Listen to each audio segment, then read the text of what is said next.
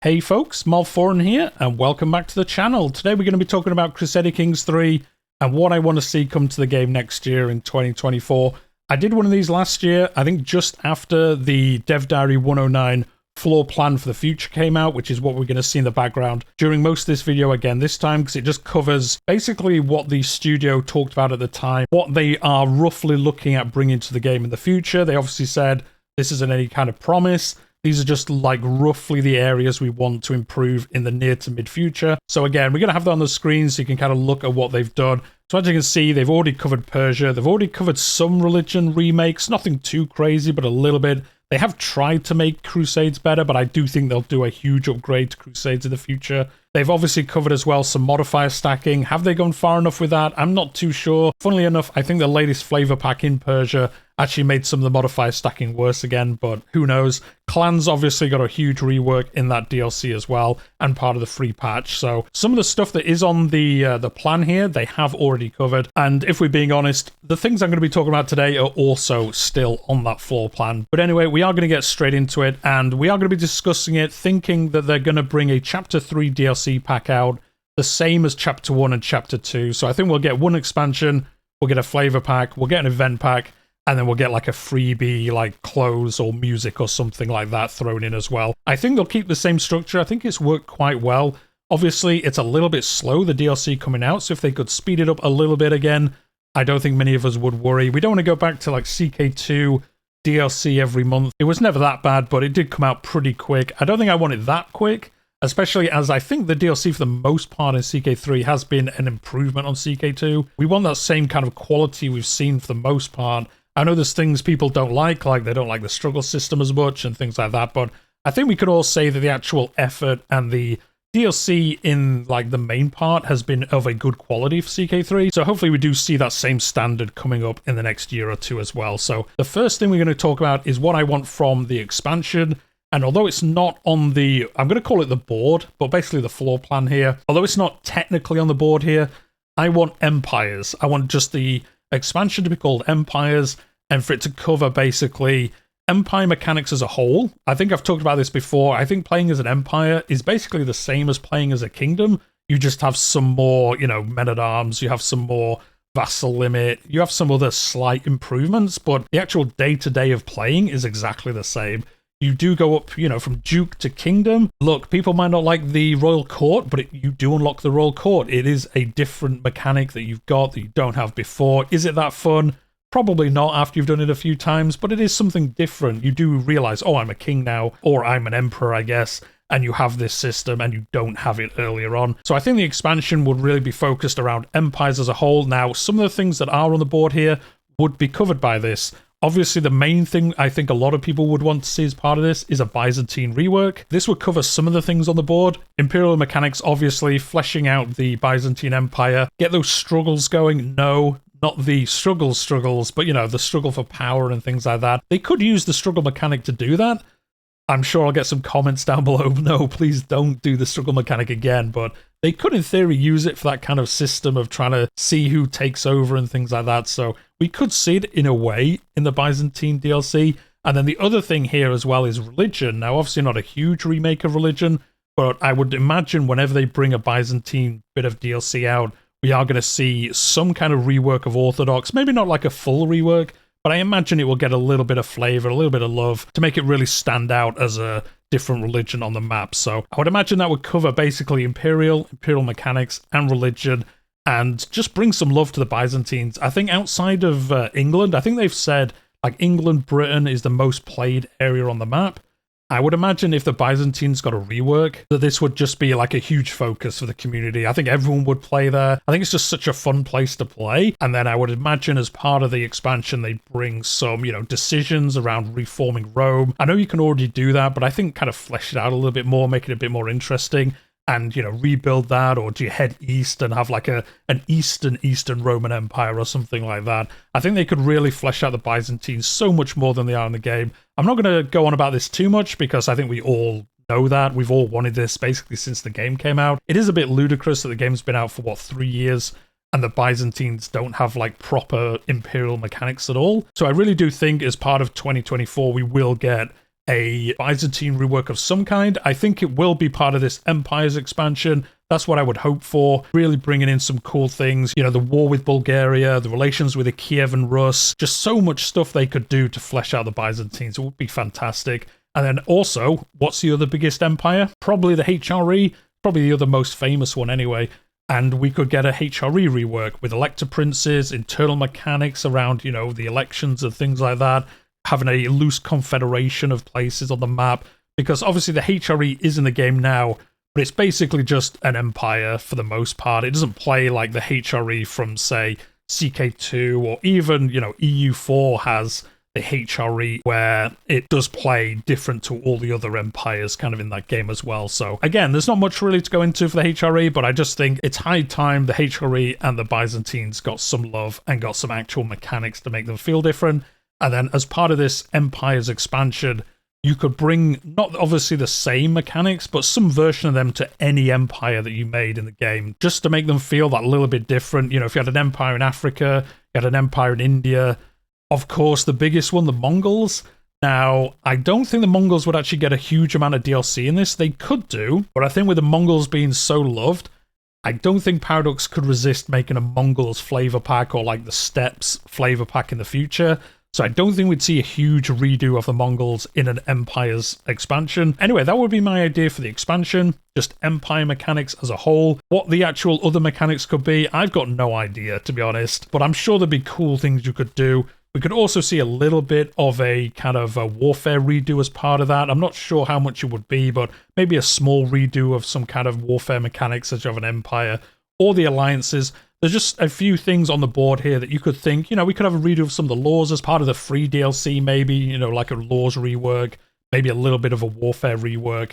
But I think just all these different empires and all of that would be enough maybe for an expansion. It could in theory be a flavor pack, but I think they would split them out. I think you would get a Byzantines flavor pack, a HRE flavor pack, and I don't think they'll do that. I think they'll do them all in one go, have this kind of overarching empires, because I think they know that empires just aren't that fun to play as. Well, they're fun in many ways, but they're not like, you know, oh, I want to play as an empire. Why? Just because I'm bigger. That's basically the only reason to play as one, really.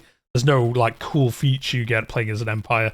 And as people progress through the game, it's very rare for you not to become an empire unless you're intentionally not trying to be one. So that's going to be my expansion idea, or what I would like to see come to expansions. Next is obviously the flavor pack. And what is it going to be? Yes, you all said it correctly in your minds.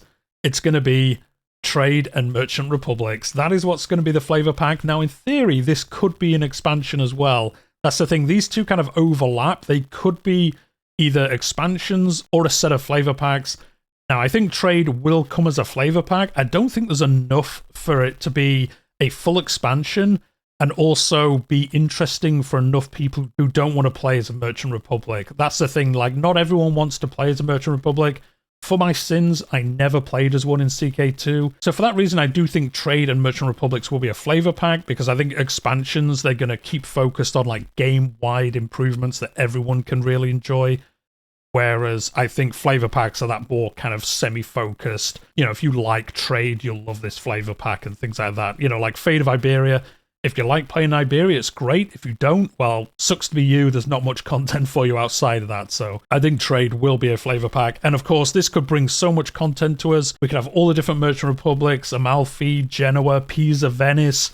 Venice, I think, would be the main focus just because it's the most famous. I know Genoa probably up there. Pisa as well, I guess. I guess those three. But I think everyone thinks of Venice. If you ask like a CK2 or a CK3 player, oh, do you want to play Merchant Republics? Who would you play as?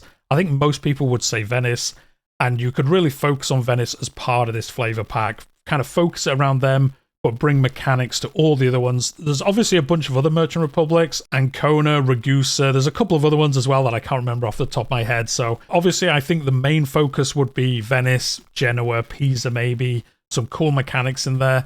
One thing that I've always wanted, and I don't know if it would ever come, and again, going back to the struggle mechanic, is you play as Venice, and a crusade is announced, and you actually, maybe using the struggle mechanic or something, you try and do what they did with, what was it, the 4th crusade, the 5th crusade?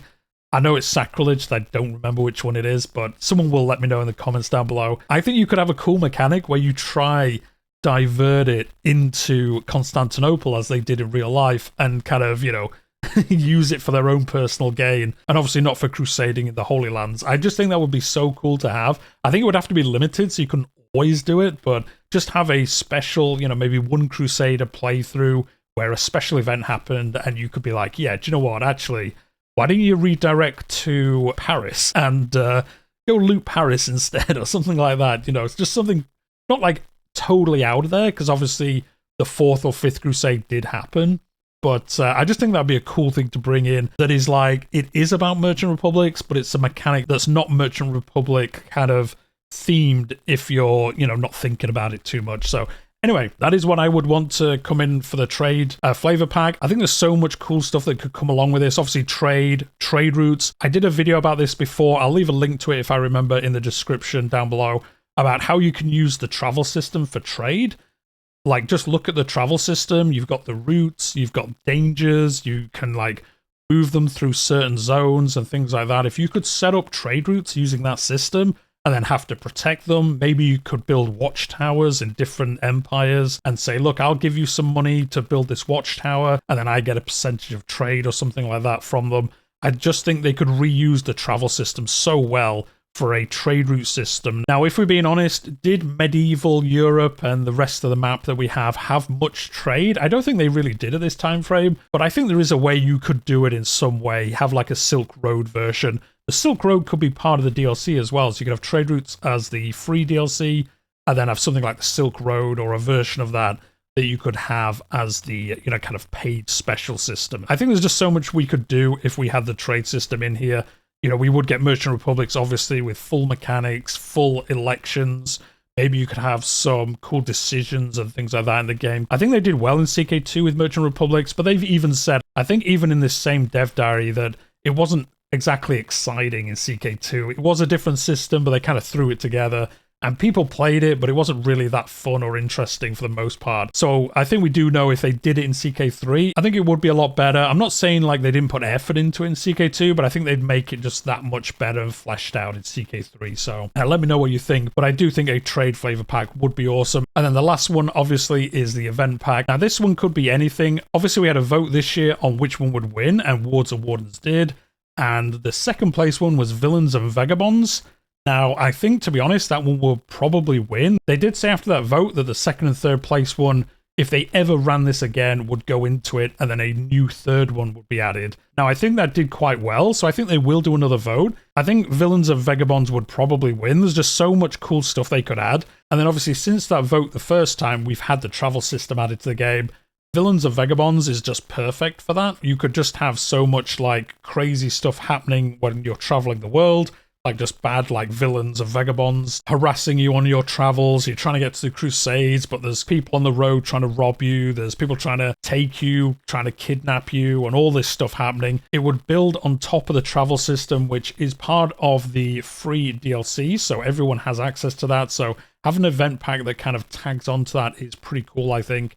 And just building up on that system more and more and just making the travel system even better than it already is. There's obviously the other side. You could just have, being a tyrant, having tyranny affect the game a little bit more. At the moment, getting a lot of tyranny, it's not ideal, but it's also not the end of the world. So obviously, if they added some consequences and opportunities to being a tyrant, you get some plus and negatives, all that good stuff, kind of making it feel like you can play as an evil king and you'd have some good points and some bad points, but it could be a cool little playthrough and things like that. And then playing as your heir, would you carry on that tyranny or would you try switch over to being fair and honourable and don't remember my father, don't give me those negative modifiers, I'm a good guy really, and then can you lead your empire or kingdom in a fair and honourable manner, or will you also fall to villainy and become a tyrant as well? So the event pack's a little bit different, like it's mainly just events, but as we've seen this year, we have got some mechanics as part of it, even if it's just small things like best friends and sworn enemies and having a region and things like that. So I think the event pack, it could be on anything to be honest, but I think the Villains of Vagabonds that came second is a pretty cool one,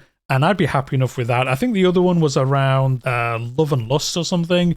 Like, I don't play seduction at all in this game. I don't think it's that good as a mechanic. I don't really see how it helps that much, or at least I see how it works, but I just don't find it interesting. So I don't think I'd be too hype about like a Love and Lust event pack, but I guess it wouldn't be the worst. Again, it's just an event pack, so even if it's not fantastic, it's kind of like the third tier, kind of here's some extra DLC, and it's nothing too crazy. I think if they obviously spent a flavor pack, or, you know, they never would, but an expansion around kind of seduction and things like that, then yeah, I probably wouldn't be happy with the kind of time spent on it.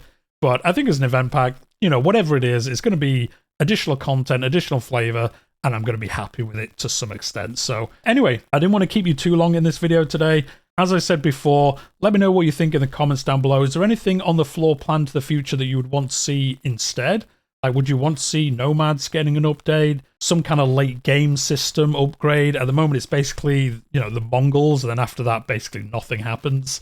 So maybe we could have some other kind of event happen, or, you know, the Black Death. That's the late game. You all just die. Or could we see some updates to the Caucasus, Tibet, the Crusades, you know, North Africa, expanding the map? As I said, I think in the last video, I don't want them to expand the map. There's just so many areas of the game that need improvement. And that sounds like the game's not good, but you know what I mean. There's so many places that need flavor and additions that are already on the map. I don't want any map expansion. To be honest, I don't think I ever want map expansion. I don't want China in the game and things like that, or, you know, more of Africa, America, I see some people ask for, which is absolute lunacy to me, but, you know, people do ask for it. I've seen it. I think the map now is perfect. It is called Crusader Kings, and I know it's got a little bit away from just being Crusades focused, you know, but I think it is still focused around that era, and I don't want the game to get too wide and start, you know, having more and more map.